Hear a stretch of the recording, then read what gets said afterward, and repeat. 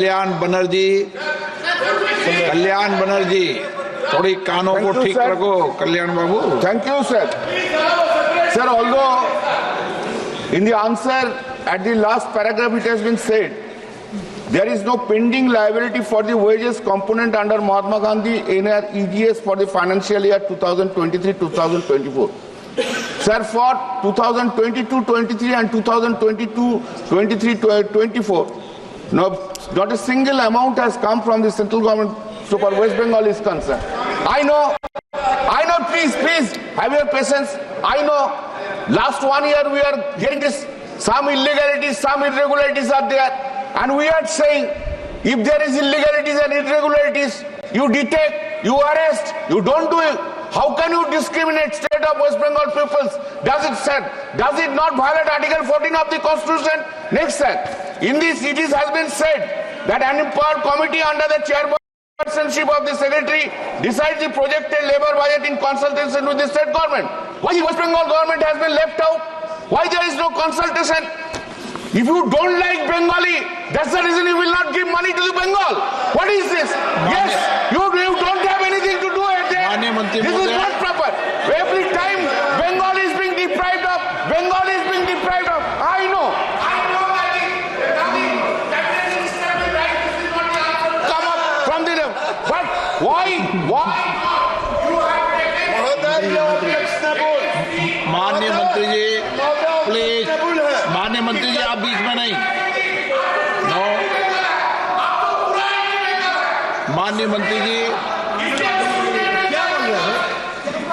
माननीय अध्यक्ष महोदय, मैं बड़ी विनम्रता से ये कहना चाहता हूं, ये राशि है एक निश्चित उद्देश्य की पूर्ति के लिए और इसी एक्ट में प्रावधान है अगर ये राशि निश्चित उद्देश्यों की पूर्ति में खर्च नहीं की जाती तो इसको रोका जा सकता है।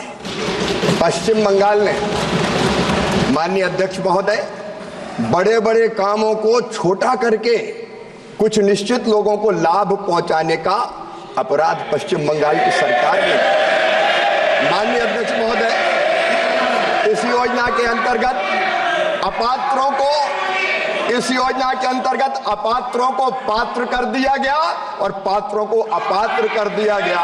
ये प्रमाणित हुआ है, ये सिद्ध हुआ है। माननीय अध्यक्ष महोदय,